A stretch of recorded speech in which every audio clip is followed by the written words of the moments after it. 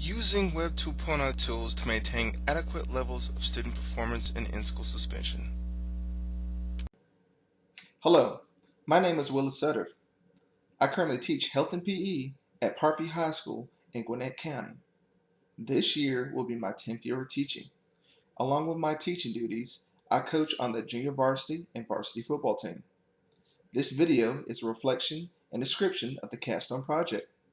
The Capstone Project is an applied field experience entitled Using Web 2.0 Tools to Maintain Adequate Levels of Student Performance in In-School Suspension. Setting.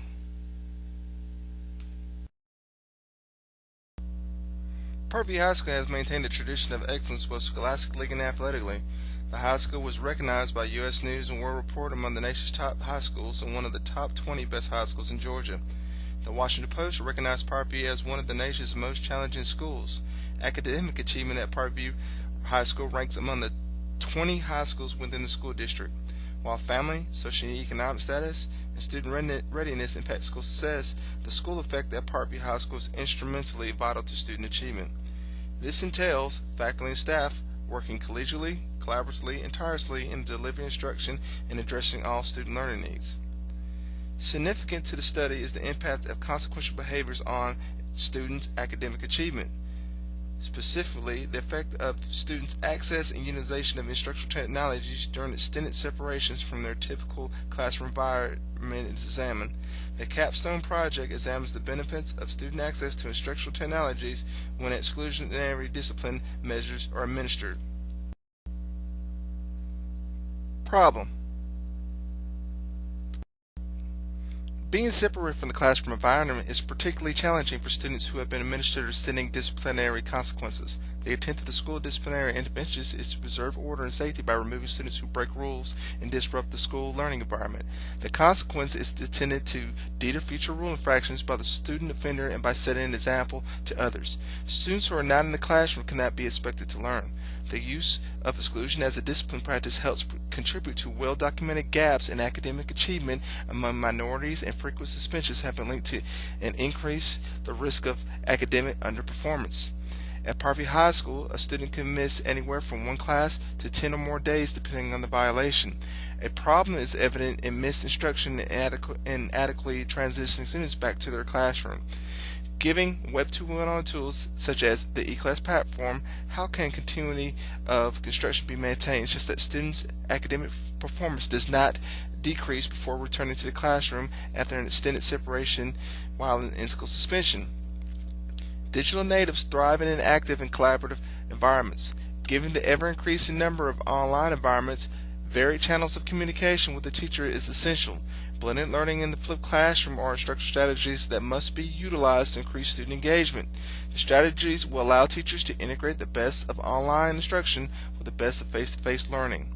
There are 4 distinct components of a successful distance learning program. These components include learning instructor interactions, learning content interactions, and learner-learner interactions.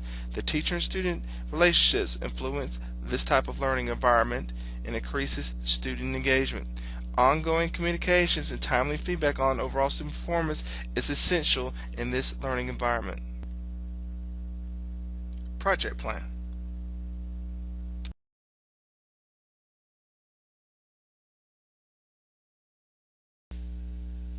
A pre-planning phase will begin in December of the fall semester for the Capstone Project. At this time, participants will be selected at the review of their discipline record, academic performance. All first semester grades will be collected and used as an initial baseline to compare productivity and performance as second semester begins. In January of the spring semester, I will administer web questionnaires to students and faculty members. This is to gain perceptions on how well e-class is being implemented into instructional strategies and how students feel about the use to improve their academic performance. Again, instructors will be notified every 3 weeks to fill out these questionnaires at the 6-week, 9-week, 12-week, and 15-week mark. In May, I will review performance of participants at the end of the semester, and assess student perceptions in regarding the implementation of eClass for classroom instruction, and review teachers' final feedback to draw conclusions. Resources to be used in the study are the SASD portal, ABC risk reports, local school technology coordinator, in-school suspension classroom, dialogue with teacher and students, desktop computers, Wi-Fi internet access, Google Form and SurveyMonkey, productivity checklists, and accumulated evidence log.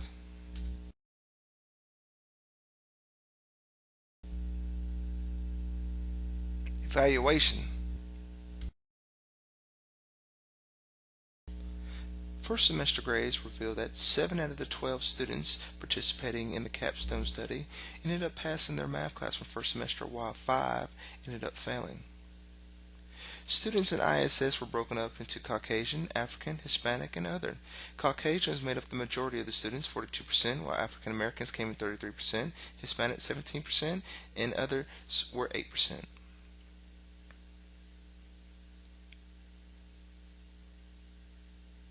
Male students made up the majority of the students in ISS at a whopping 67%, while females 33%.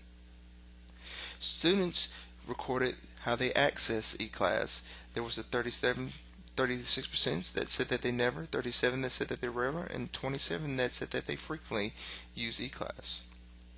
At the end of the semester, it was reported that 8 students were on Rule 12 contracts, and 5 students ended up being paneled. Conclusion. The outcome of the study was inconclusive. A total of 5 students displayed improvement in their math grade from first semester. The smallest gain made by a student was 4 points, while the largest was a 32-point increase. There was little disparity between targeted in-school suspension students from first and second semester math performance. Additionally, there was the unforeseen circumstance of 3 students who were permanently paneled from school, which impeded results. Capstone experience. There were many challenges to overcome while conducting the research. A prime example of an issue that lingered throughout the course of study was the limited amount of technology available in the in-school suspension room. Parkview High School currently maintains one desktop computer for student use in the in-school suspension room. Another problem that surfaced was the sporadic overbooking of students for minor offenses such as frequent tardiness or a missed silent lunch. The in-school suspension room currently maintains a seating capacity of 15. At times, it was extremely difficult to provide students with an equal amount of time on the computer to complete assignments and study online coursework. A strategy used to resolve the issue of technology being unavailable was regulating the amount of time each student had on the computer. Depending on the number of students scheduled for ISS, students would have as much as an entire class period to work online or receive computer access in 20-minute rotations. The greatest challenge was attendance and graduated disciplinary consequences. Truancy and or frequent class skipping proved problematic.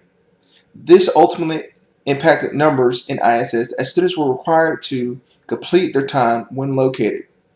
Many of the targeted students were also taken before disciplinary panels that resulted in their being separated from Parkview High School completely. This occurred due to chronic disciplinary concerns. Last, it was difficult to control and impact student motivation as many students did not utilize the time in ISS constructively. While students were aware that being idle was not an option, productivity was not reflected in their quality of work.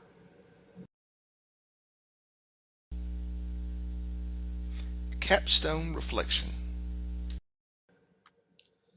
Follow-up on the effectiveness of Web 2.0 tools and in-school suspension will be conducted in the 2016-2017 school year. It became obvious during the study that the curriculum and instructional administrator and the discipline coordinator needed to be informed of the importance of adequately transitioning students in and out of in-school suspension. Access to technology equivalent to that available in classrooms is essential in this type of environment. The ISS room classroom is proximal to the media center. However, the media center is not always convenient for ISS students to access its computers. This is hindered by pre-bookings, testing, and the premise of the in-school suspension being a temporary separation from the mainstream. 42% of students preferred using their smartphones to access Web 2.0 tools, including eClass. However, personal observations indicated that the vast majority of students assigned to ISS had smartphones. Pending improved technological accommodations in the in-school suspension classroom, follow-up work would support promoting and monitoring students' appropriate uses of their phones for engaging in extended instruction and for communicating with their instructors through eClass.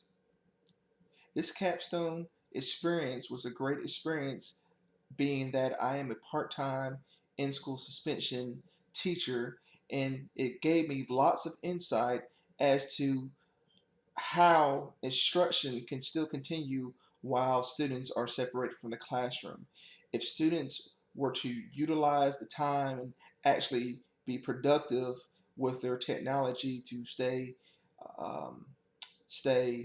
up to date in class, performances would show a lot more than what actually occurred in my my first trial.